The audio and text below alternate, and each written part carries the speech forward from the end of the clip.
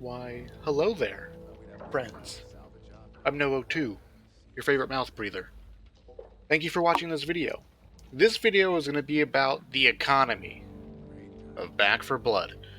We're going to be talking about all the copper producing cards, all that cash pesos that we like to see, right? We're going to be talking about money grubbers and copper scavenger versus hazard pay and share the wealth, and why I prefer what I prefer, and how we can evaluate those cards as far as what they're doing for us in game, and then that way you can make better, more informed decisions on what card suits your playstyle better, things like that.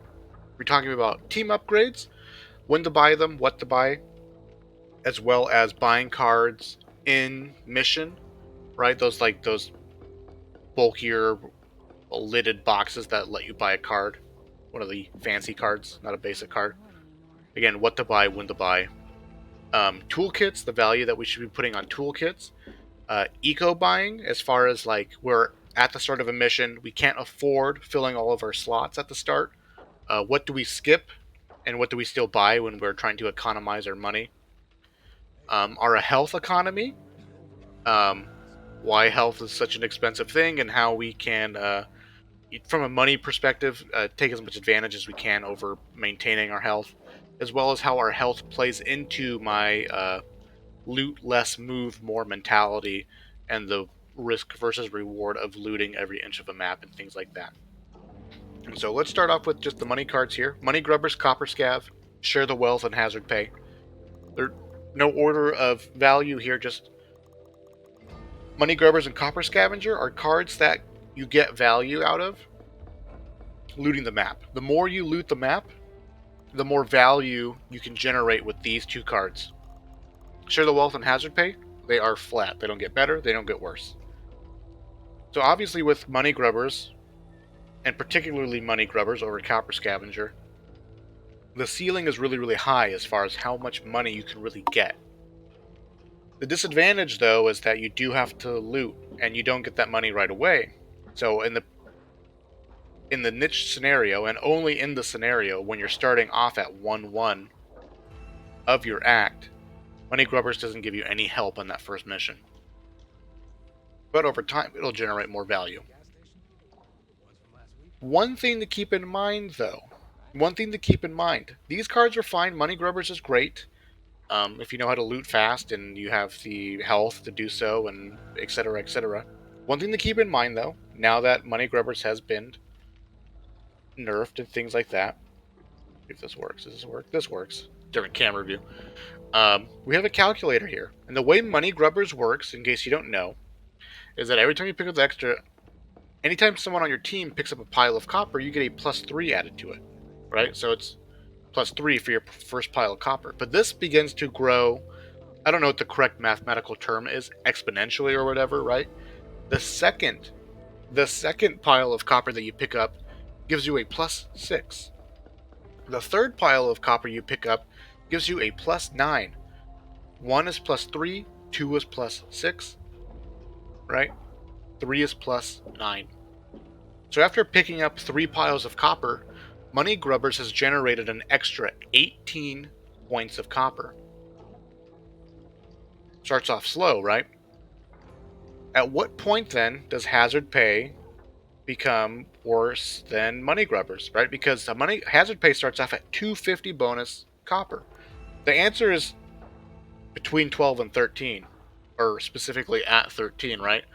So we're at +9, +12, +15. We've picked up 5 piles of copper, right? +18, 21, 24, 27, +30, +33. We've picked up 11 piles of copper. +36. We've picked up 12 piles of copper. And Money Grubbers has generated 234 pesos for us. 12 piles of copper. At +39, we've overcome hazard pay. So in order for Money Grubbers to generate more copper than hazard pay, you need to pick up 13 piles of copper. That is significant. Pay attention to and when you're playing casually, try to pay attention just a little bit. How many piles of copper do you pick up in nightmare mode? When people were testing money grubbers and running the math on it, they were doing resurgence on recruit. And they did it over and over and over and over again. And then they generated graphs, and they showed at the end of the average ending money of a 1-1 recruit with money grubbers, you would have 3,000 copper or something like that, right? And it was, whoa, that's incredible. Pretty sure in Nightmare mode less things spawn, right? Haven't tested it, can't confirm it, but in Nightmare mode things either spawn the same or spawn less, right? It's probably not more than recruit mode, right? And Resurgence is sort of a great map for copper. You get 1 or 2 piles of copper in the first starting hallway in those rooms. You get 1 to 2 piles of copper just upstairs above that area. You get to the collapsed room, and there's 2 or 3 piles of copper in there, and then the roof will have a pile or 2 up there, and the construction, right? Like, there's piles of copper literally everywhere in Resurgence. I don't really notice that much quantity, though, in the other maps, right? So some maps, I think, for sure are going to be better or worse for money grabbers because of just where the copper spawns.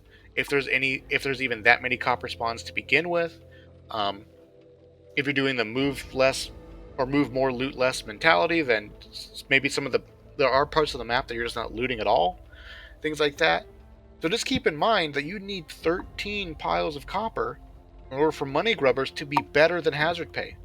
If you only get 12, you should have ran hazard pay because it would give you more money. Just something interesting, something to consider. Obviously, if you have somebody else on your team running Copper Scavenger, then Money Grubbers becomes more consistent. But this is why I like Hazard Pay. And this is why I have Share the Wealth on all of my team composition videos. Because it's consistent, it's reliable, you don't have to loot to get the money, and you can run the math and you know the numbers over the course of a match. Things like that. So Money Grubbers can be really, really amazing. But in Nightmare mode, and on some maps, on certain maps, I don't think people are getting the value out of money grubbers that they imagine. Because 13 piles is significant. And this doesn't happen on all the maps, especially in Nightmare mode. Alright, so we'll get rid of that. So just keep that in mind when it comes to the money. But these are pretty much, if you're going to be running a money card, it will be one of these 4 cards. The other money cards are just not worth... I'm not even going to go into them, right? But it's just like compound interest. You need 2,500 copper in your inventory at the start of a mission for it to be just as good as hazard pay, right? Lucky Pennies does the same thing as Copper Scav. When we loot copper, we get extra copper, but it doesn't happen all the time, etc. What is it? Bounty Hunter? Who cares? Anyways, set these filters. Right, so just keep that in mind when you're choosing your money card. Basically, it's money grubbers versus hazard pay, and things like that. Another thing too, when I show my solo decks, because all my team composition decks have Share the Wealth, my solo decks have hazard pay. And the reason why I do that is because in solo queue, I don't know who my teammates are. Don't know who they are. I'd much rather invest an extra 150 copper into myself with hazard pay, as opposed to run Share the Wealth, which is a larger net gain for the team. I'd rather invest copper into myself because I'm confident in what I can do on the team. I'd rather have the extra 150 in myself than have 300 copper invested into my teammates who are now dead, right? I'd rather have that consistency of making sure that I always have the resources necessary to perform at maximum level, on my gamer level, you know what I mean? So I can speed clutch and do stuff like that. So that's just something to consider here for the money cards. Now, when it comes to team upgrades, when do you buy them? When do you buy them? All the time I see this, where somebody will be like, give me 100 copper. I'll buy this offensive upgrade. I won't give it to them. I won't give it to them. I might have 1,000 copper myself, but I won't give it to them. Here's why. If you can't afford to fill up your slots now, then you can't afford if you can't afford filling up all of your slots now after buying the team upgrade, you can't afford a team upgrade. If you have 1500 copper and you go, I'll buy this team upgrade, that's cool. Who cares if we have purple grenades now? You don't have any, right? The point of the team upgrade is that our resources become more strong, more valuable in their use. But if buying the team upgrade means that you can't afford grenades now, then what's the point of the team upgrade? You can't even take advantage of it, right? Same thing goes for the next mission though, right? So if we can buy, maybe we bought all of our slots now, and then we have 1500 copper left over. If we buy that team upgrade, and then we get to the next mission, can we afford to fill up all of our slots again? So that's what you need to consider when you're buying the team upgrade is, if we buy the team upgrade, will we be able to fill up our slots in the current mission and in the next mission? If you can't, then the team upgrade could be a detriment. It could be a detriment because who cares if you have all the team upgrades if you can't afford pain pills or a grenade? You know what I mean? Now, as to what team upgrades you want to buy, stay away from health and stamina upgrades. Those are not bang for your buck. Those are pretty low impact. Pretty low impact, right? An extra 15 points of health or whatever. We're paying 1500 copper for vitamins. Right? Just not quite worth it. Just not quite worth it a lot of time. It is a team upgrade, right? So it's not just, it is a whatever, a 60 health team net gain or whatever. That's quite a bit of health for the team to have. But it's sort of bougie, right? If you can afford a team upgrade, afford all of your slots now and in the future, still the 15 points of health, if we want to quantify that, is 1.5 hits from a common zombie. 1.5 hits. That's it. Right? A zombie in nightmare mode will hit you for about 10 damage, 10-9 damage or whatever. And of course that goes up, I think, as they get monstrous and etc. But 15 points of health is one extra hit. Health is our mistake economy, and I'll talk about this more later, right? But basically buying the health upgrade, the team upgrade, basically means that you can make one more mistake as far as dealing with the horde. And that's about it, but that's pretty low impact. The team upgrades that you're really looking for is offensive item upgrade. If there was some way to reliably get offensive team upgrades, then we could build a deck around generating lots of money, and then we could skip bomb squad, things like that, right? So there are some interesting things that you can accomplish by buying the offensive upgrade, especially if players on your team aren't running accessory damage and stuff like that. As well as making the flashbang more viable as well. So if you can afford a team upgrade, offensive, I think, is top tier. Offensive accessory is top tier. The next best thing is upgrading your medicines. Extra health on your medkits, extra health on blah blah blah. Bandages get a reuse percentage chance or something like that. Sort of neat, sort of super cool that you can potentially get a lot of mileage out of bandages and other things like that. After that would be offensive slot upgrade or quantity and medical quantity. Getting an extra slot for your grenades or your meds. Those are the top 4. Those are the best if you can afford them. After that is the quick slot stuff. I would say other than the health and the stamina, again, the stamina is just not really worth it. A lot of the times, it's just way easier if everyone on your team should just be running a stamina card or 2, preferably 2. And those will give you pretty much all you need. An extra 15% stamina for the whole team is just not a huge deal. Maybe it could be a very niche thing to do, like you're on the crossing and you go, oh man, let's get the 15% stamina upgrade for the team. That could work. That could totally work. Especially if you don't have the checkpoint for crossing, you want to get that out of your way under your nightmare belt and things like that. That can be a very niche, let's just get it done right now sort of thing to do.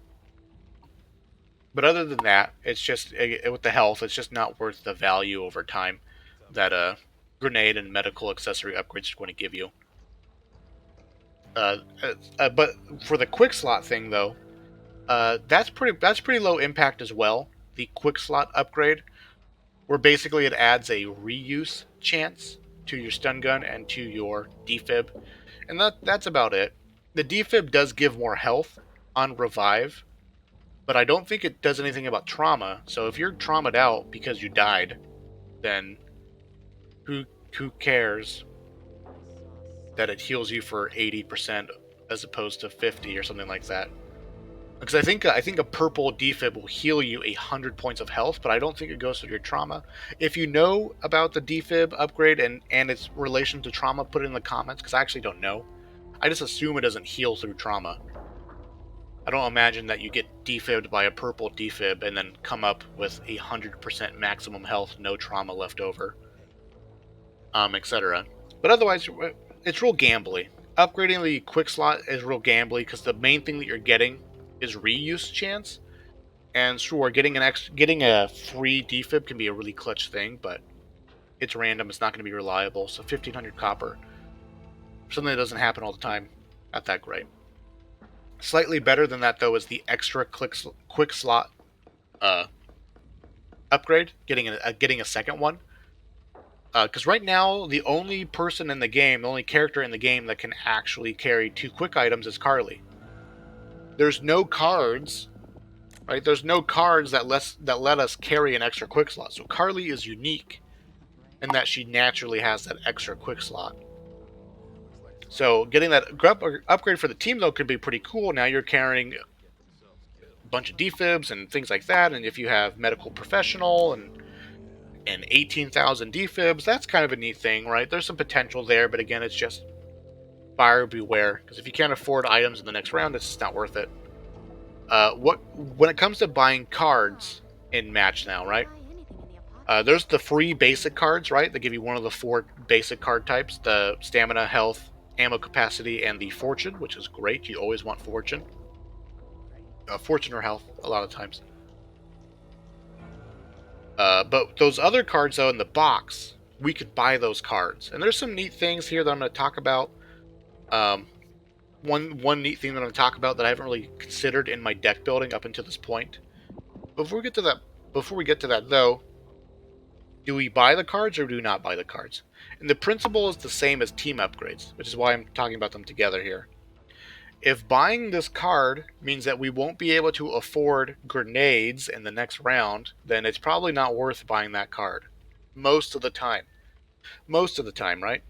So if you find a card that fits what you're doing, then you should almost always buy it, because that's great. The deck is about getting stronger over time, and we get a little boost in our strength right now, and over time, because we get this card for longer now. Some cards that are bad to buy, these aren't necessarily bad cards in general, but these are just cards that are very specific, right? This card removes your aim down sights, right? You can't aim down sights. You can't sprint, right? Berserker. Unless you're playing a melee deck and you come across Berserker, like, who cares? Like, you're not going to buy Berserker while you're running your LMG deck or your sniper deck, right? Something that I don't know how much Slugger costs, right? Something to consider, though, is maybe Slugger. We don't really care about the melee efficiency, attack speed. This does affect your fisting, your back for blood fisting, right? But you might also look at this and go, oh, 5 points of health, value over time. Just again, consider how much copper you're spending on it. Slugger could be a good card to buy if you have the money for it, but it's a pretty niche thing. Most of these cards just end up being a really niche thing. Good cards to buy. These are all very generalized cards, right? Stamina, movement speed, revive speed, use speed, screwdriver, fanny pack, extra accessory slots, poultice, share the wealth, money grubber, stock pouch, right? These are all cards that fit into almost any deck except for stock pouch. All these cards almost fit into any deck, and they're always good. Money grubbers is probably a very expensive card. I don't know how much some of these cards cost when you're buying them in mission. What I have noticed, though, is that cross trainers and superior cardio have always been 200 copper when I come across them. Always, always, always. So the game does have these cards categorized by increments of 200. 200, 400, 600, and 800 is the most expensive I've ever seen. Which I think 800 is like Berserker, Money Grubbers, things like that. Funny enough, the most useful cards that I've seen and have bought have been the 200, 400 costing cards for whatever reason. Cross trainers. If you come across cross trainers, must buy almost all the time. 200 copper. You can't afford 200 copper. Almost always a must buy if you can afford it, right? But the neat thing that I want to talk about here, right? Because just to recap real quickly, if you can afford the card, which means that you can buy all of your stuff at the next mission, and the card fits into your deck, you should absolutely buy it. If you can afford the card and it makes sense for what you're doing, you should absolutely buy it. Now, if you can't afford it, or let's say you can afford it, but it will result in you not being able to buy all the stuff next round, we'll talk about economizing. There is a way that you can economize in the safe room when you're buying things like that. So if it's something that's like super cool or super impactful, you can consider buying it. Just understand that you run the risk of not having the punchy impact of having your grenades or pain pills or a stun gun, things like that, right? Because all of the accessories are really punchy in that they do an immediate thing really, really well. They pretty much do it better than any card could ever help us do or anything like that, right? The card is value over time. The grenades, the medicines, the accessories are the let's beat this mission right now. We're investing to beat this mission now. We're investing in the cards to beat the checkpoint over time. One neat thing to note, the reason why I have stock pouch here is because if you're running a sniper deck and you come across stock pouch, that's like, oh sweet, like this works for my deck. What's common in this scenario though, is that if you're running the sniper deck, you probably already have stock pouch somewhere in your deck. Now you can't buy stock pouch if you already have it selected, and if you buy stock pouch, you can't then pick it up again later on in your deck. You just have one version of it, one copy of it. One interesting thing that you can do now is that you have an extra slot in your deck. But when I've done all of my deck building videos for team compositions and for solo queue, I have exactly the cards that you can fit for the campaign, for the act, right? I have exactly, we have 14 cards for Act 1. I leave the 15th card slot empty because we only get 14 cards throughout Act 1, so why would we have the 15th card? This is the scenario where you would want that 15th card.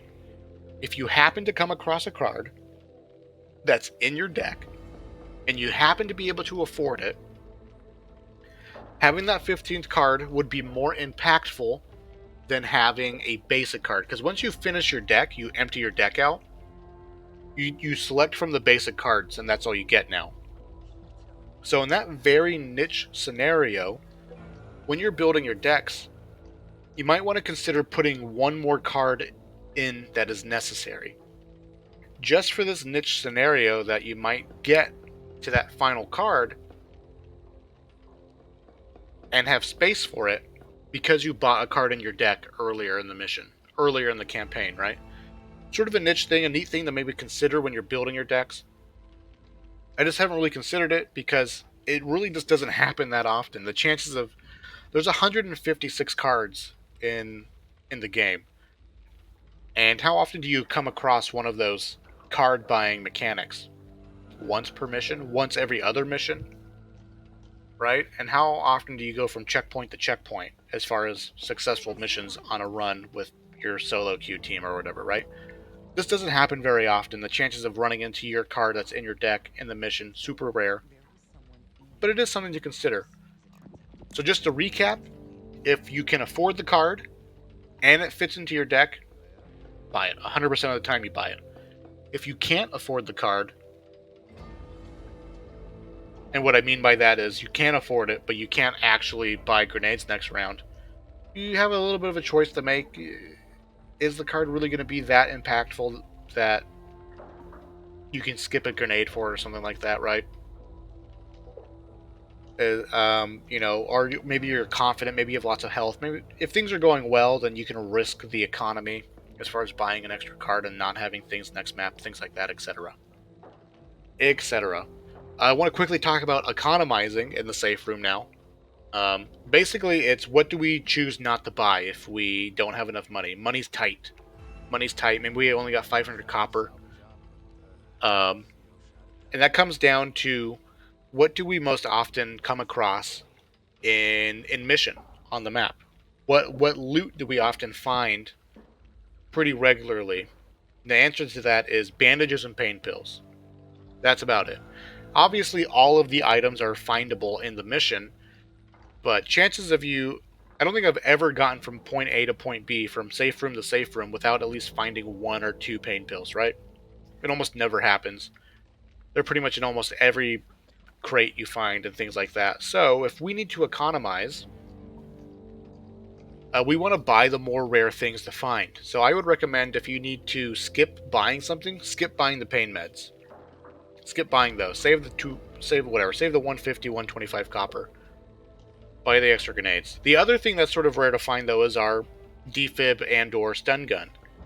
So maybe we can afford 3 grenades for 450, leaving us with 50 copper left over. We could also buy 2 grenades, leave that 1 slot open, because sometimes you do find a grenade on the mission. Every once in a while it does happen. And we buy the stun gun. And now we just know we need pain meds and we need an extra grenade. Right, so this sort of, you can economize that way. Maybe you go, you know what, skip the stun gun, I don't care about it. I'll just buy the extra grenade, have 3 grenades, and then if I need pain meds, stun gun, or defib, right? We've sort of broadened what we can loot and find naturally and things like that. So that's just how you economize, which is basically just skip the pain meds, because that's the easiest thing to find. You should pretty much always be leaving the safe room with your health filled up. So top left corner of the vendor is the heal yourself button. For 100 bucks, 100 pesos, you can heal for 50 points of health. It's the most economic way to heal in the whole game, etc. Use that function, which is a nice transition into the health economy.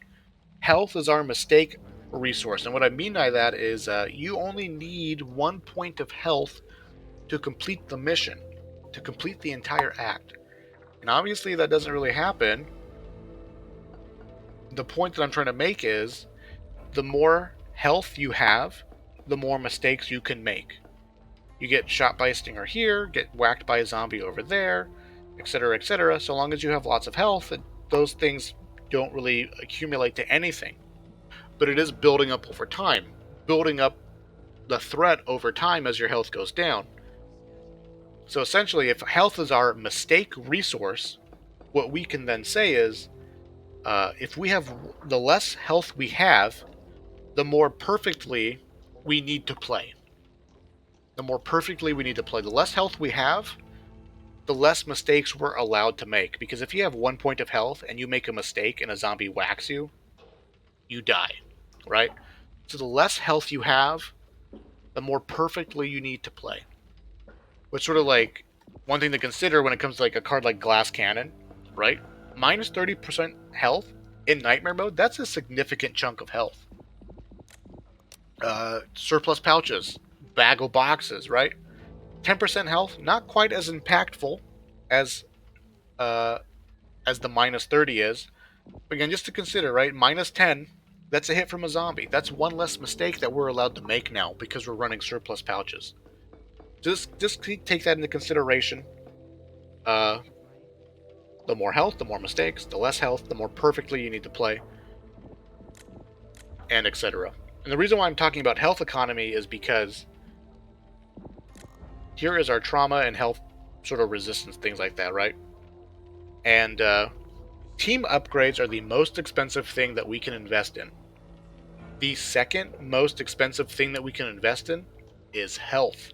Health is crazy expensive. It's super expensive, right? The most economic thing you can do with healing is the 100 copper heal at the vendor. 100 copper, 50 points of health. You can't take it with you, right? The med kit, 50 points of health, 300 copper. The bandage, half the price, half the healing. Medicine cabinet, 400 copper. You heal for 50 points of health and you recover 30 points of trauma. Super expensive. Medical professional, we can turn our med kits into a little baby trauma station. We heal for the same, but we only heal half the trauma, and it costs 300 copper. Alright, and we can get these cards for trauma resistance and things like that. But like safe room recovery, 5 trauma per mission, 10 trauma per mission. With EMT could be 20 points of trauma recovery. And then Vanguard and Face Your Fears. Just so you guys know, if you have temporary health and something comes up and it smashes you in the face, if all of that damage is absorbed by temporary health, as in your actual remaining health is unaffected by the damage, you suffer 0 trauma. If you take damage and all of that damage is absorbed by temporary health, you take 0 trauma. I said it twice. Right? That's huge. Having temporary health that absorbs the damage gives you 100% trauma resistance. Amazing. This is why I'm talking about the health economy here. Because if you can figure out how to keep your trauma low, then you can avoid healing at medicine cabinets. Because that's the big thing, right? That's the big expense. That's the most expensive way to heal in the game is medicine cabinets. And it's so common by blood tunnel, by pain train. Everyone on your team needs to heal with a medicine cabinet. All of a sudden you're whatever, what is that? 4, 8, 12, 1600 copper in the hole because everyone on your team needed to heal with a cabinet. Huge expense. And if things aren't going well, right? And maybe you're up and up on the money. You're building a little bit of economy here. You're working your way towards a team upgrade. Yes, things are going well, and then things go bad. You can easily drop 800 copper on a mission just to heal at a cabinet halfway through. Things like that, right? And so the reality of it is, you have to play better. Sorry, you got to get good. The better you play, right, the more perfectly you play, the less damage you take to your health over time. And that's just something that you'll play, you'll practice, you get better at naturally over time. Running some of these cards can also help in that way as well. If we have the trauma resistance and we don't need to use a med cabinet, then you can sort of what I'm trying to say, soldier your way through the pain, get to the end of the mission, and then you can just spend 100 copper to heal up, and it's not a big deal because you don't have that much trauma. Now, I'm not saying durable and body armor are good cards. I've never showed you guys a deck that have any of these cards in them. Alright, but just keep in mind how hard it is to recover trauma. EMT is the best card for it, and we need a support player, things like that. So EMT is a huge card. But the point that I'm trying to make here is just keep in mind doing dangerous things, right? Keep in mind doing dangerous things because health is the most expensive thing outside of team upgrades that you're going to end up buying. Which then goes into our loot less, move more mentality. Which I encourage, right? The move more, loot less mentality. It's a risk versus reward. If you stop to loot, your reward is a room full of loot. But you're risking not only just dying on the mission, you're also risking your health. That's what's at risk. And if you take damage, it's not worth it. For the most part, if you end up taking damage that you would not have taken in the first place if you would have just moved on, almost certainly, whatever you end up looting will not be worth the health that you lost. Almost never. If you end up looting a room and that results in a mutation showing up and you're trapped in this room and a tall boy whacks you once, there's no amount of looting that will ever be worth that tall boy hit on that mission, right? No amount of looting. There's no room in the game that's going to give you an extra 400 copper just like that so that you could heal the trauma away from a tall boy hit, right? So just keep that in mind, why looting can be so risky if you do it slowly or if you do it greedily by looting the whole map. Let me check my notes here. I think that's about it. Yeah, so just recap here, right? Money cards, right? Money grubbers and things like that, great, but you need to loot. Team upgrades, if you can't afford them, don't buy them. Cards in mission, if you can't afford them, typically you don't buy them. If you can afford them, though, you can. If you can afford the team upgrade and your items right now, and your items for the next mission, then yes, heck yeah, you buy them. Those are great investments. They're going to help you in the long run for sure. Economizing, skip the pain meds if you can't afford it and things like that, because those are easily found in the mission. Health is the most expensive thing outside of team upgrades, so just play safely and move fast.